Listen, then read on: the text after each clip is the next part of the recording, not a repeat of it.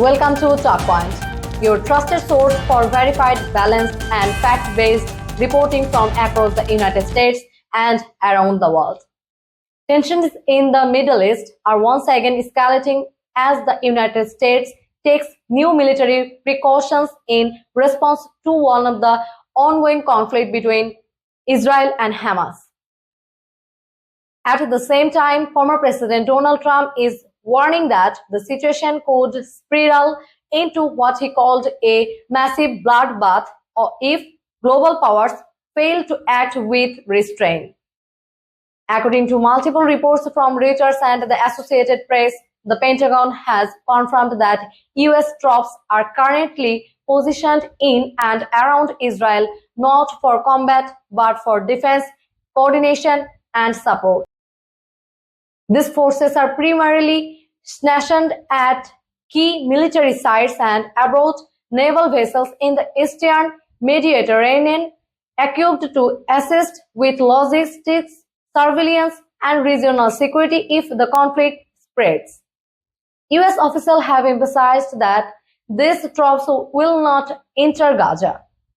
Their presence, they say, is aimed to protecting American assets and personnel in the region while deterring other hostile actors such as Hezbollah or Iran-backed militias from escalating the situation.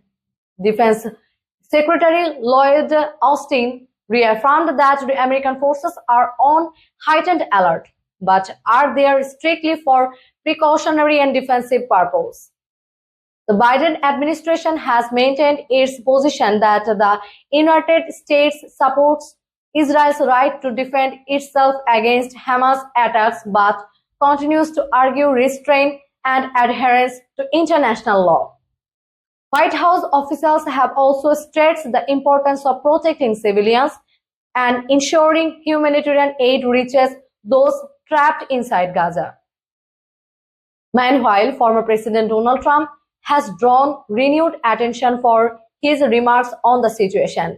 In a recent interview, Trump criticized the handling of US foreign policy and warned that the conflict could lead to severe consequences if not managed carefully. He said, quote, "What we are seeing could become a total disaster," arguing the administration to avoid sending American troops into any direct combat. Analysts note that Trump's comments reflect broader public concern in the United States about becoming entangled in another foreign conflict. Many Americans, including members of both political parties, have expressed a preference for diplomatic and humanitarian solutions over military involvement. According to The Hill and Politico, senior defense officials have also clarified that Washington's current role focuses on coordination, not combat. The US is working closely with allies, including Israel, Egypt, and Jordan, to manage regional stability and prevent the fighting from expanding into neighboring countries. The situation in Gaza remains dire.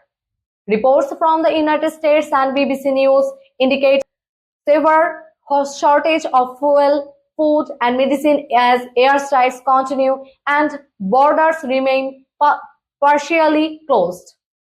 Humanitarian agencies have described the condition as critical, with many civilians displaced and aid convoys struggling to reach those most in need. The United States has placed additional humanitarian funding through international relief organizations while pushing off temporary ceasefires to allow safe delivery of aid. Secretary of State Antony Blinken has continued diplomatic talks across the region, seeking ways to contain the violence and encourage long-term peace efforts. For now, the US military's role remains limited to deterrence and regional protections.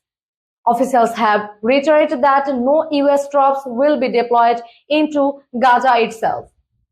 Instead, their mission is focused on safeguarding Americans in the region, maintaining open communication channels, and preventing the conflict from expanding into a wider war. As the crisis deepens, international leaders continue to call for restraint and negotiation, warning that unchecked escalation could destabilize the entire Middle East. Both the White House and Pentagon have made clear that while the United States stands firmly with Israel against terrorism, it does not intend to enter the Gaza battlefield. Whether the coming weeks bring de-escalation or further conflict remains uncertain. But for now, Washington's message is clear. American troops are in the region to protect, not to fight. This is Talkpoint, where verified facts take priority. Stay informed, stay balanced, and subscribe for more updates on US foreign policy, defense, and world affairs.